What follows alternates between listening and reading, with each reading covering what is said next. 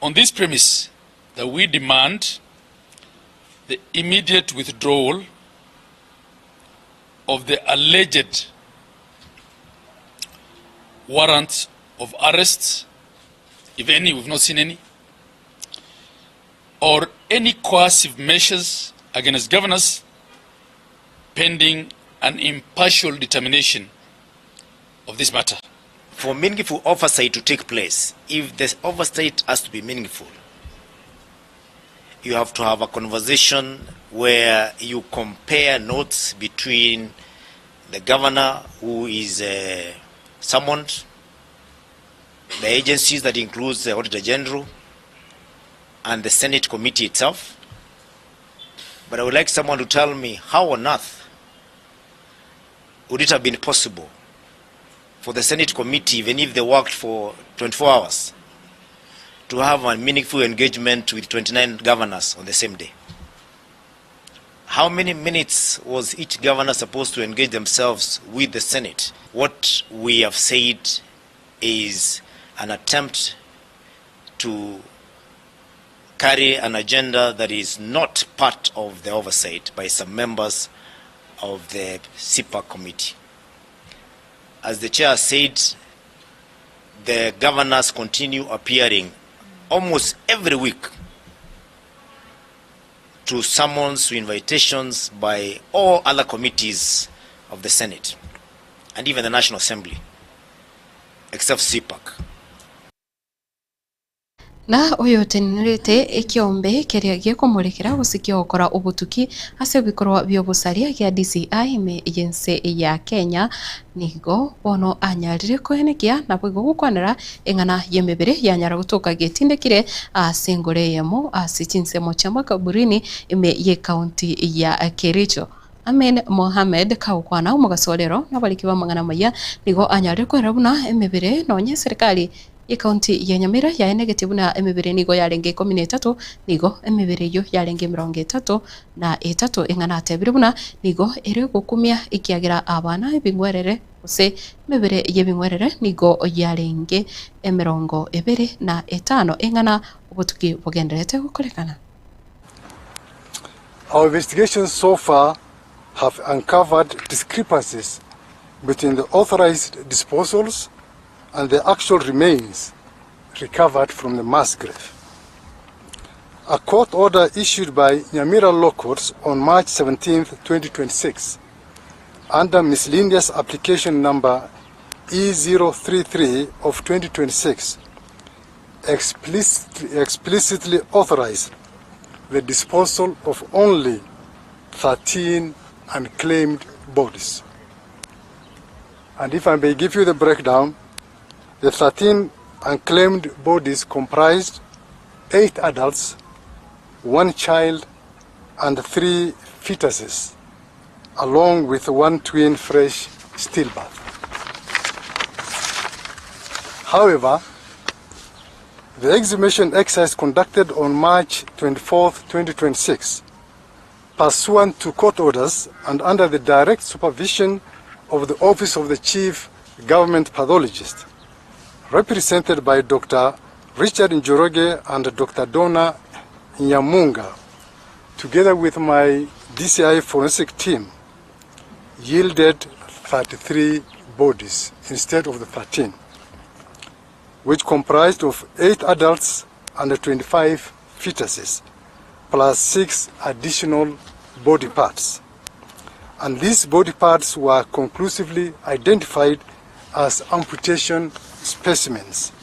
The detailed investigations undertaken to date have uncovered the following irregularities and findings. 1. There was a discrepancy between the authorized disposals of 13 unclaimed bodies and the actual remains recovered from the cemetery, which is 33 bodies along with 6 body parts. 2. An authorized high number of fetuses and infant remains. While the court authorized the disposal of 4 fetuses and infants, 25 fetuses and Nichinga kiesho nigo Mohamed anyara kwene kibuna nigo obutuki bugenderete gukorekana kumurikira obukoreri ase Nyagitari ya Nyamira Teaching and Referral na boigo inkindu enene ya Nyamira satebire nigo emebere yo yonsi wetane 30 eruete ase county ya Nyamira wikiwa ase Chinsa chia Kericho. The mortuary records do not account for the discharge of the 46 infants or fetuses whose remains may have left the morgue under unclear circumstances.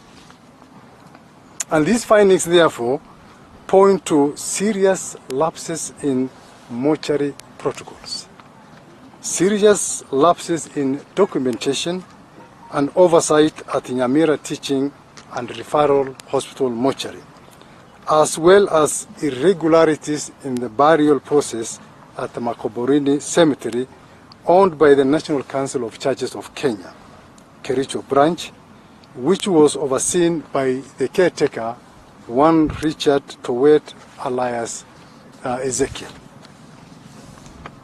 The investigations have therefore conclusively established that all the remains recovered from the mass grave where we are standing this morning actually originated from Nyamira Teaching and Referral Hospital mortuary.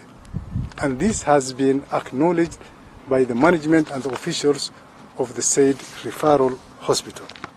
Have footages from the facility that shows that on March 19, 2026, 4 bags were loaded into a white Toyota Land Cruiser, registration number GKA 549L by Jason Mochara Nyarbi, who is the chief mortician of the referral hospital, under the direct supervision of the facility's public health officer.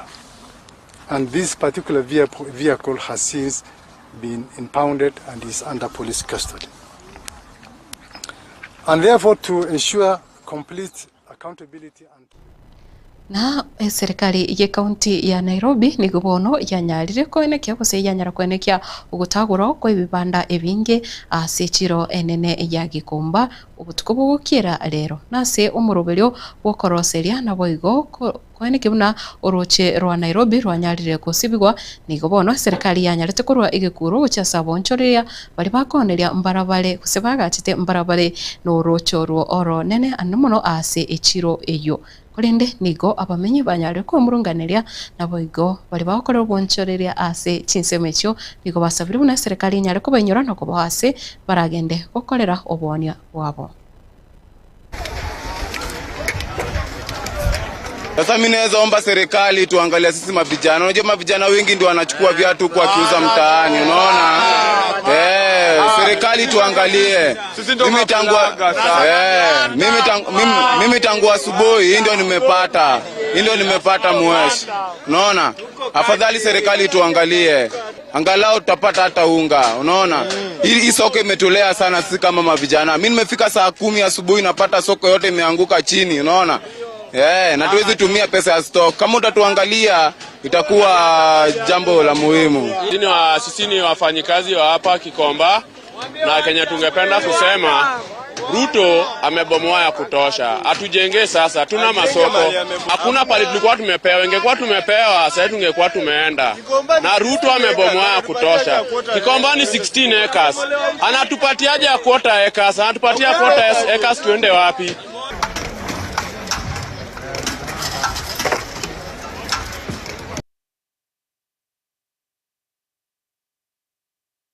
Ensemo ya ukwamereria serikali ekero igenderete nitaro yabo ya ukambani nigo banyare kugikiria ugotagurwa uko kwebibanda ase abonchorera bagikomba abakonere nechiga kicho nigo baborio buna nerubya serikali kwimuke egetambukero kire kingencho kuba mono konyorera abantu ase ande baranyare koneria batarakora obutagori bunobo bakorawa no musike Kalonzo Musyoka musike Gachagua na boigo musike Eugene Wamalwa nigo bono banyare otabuna serikali terakora bya ase abaonia. We are very disturbed by what is coming out of our capital city. The demolitions at 4 o'clock at Kikomba Market are inhuman They are disheartening, and we condemn them unreservedly. Why on earth would you want to disturb people at 4 o'clock in the morning if you are doing anything lawful? And yet we remember it was at that same Gekomba where William Ruto the other day went and said he was putting there a market.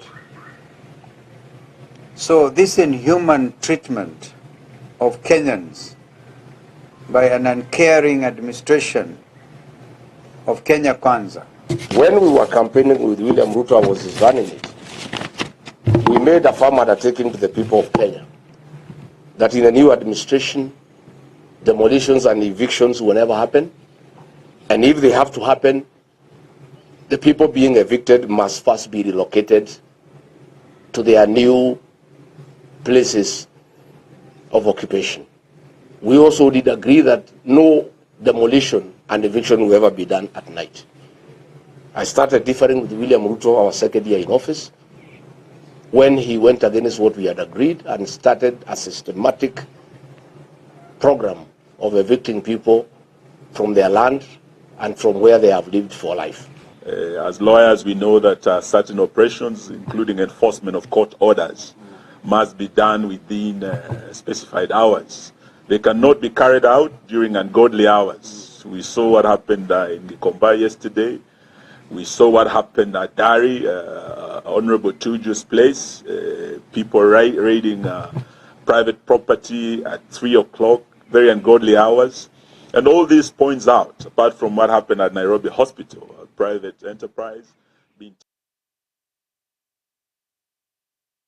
Mwancho muligerea asenganeyo no tugorere Ekeonga Chinsa Ikomi cha wana muragoba kurendeta obusaguska kendera kurigereria Getembe TV na kuwa muno ayona yanda mange yenyorera senchira yobwime naboigo enchira engikirano aliase mitandao yetu Facebook, YouTube na boigo chinsemo cha TikTok na boigo no yenyora senchira engikirano kima ase Ekeonga Chinsa ibere na boigo Chinsa nye cha lero muragoba pia mwana sana kurukwa Matilda Obaigwa veni nyawoki kurwa sebe manyerero boigo kurwa ase studio ya kabiri nere matundura bakubwaterana na Elvis na boigo Eugene.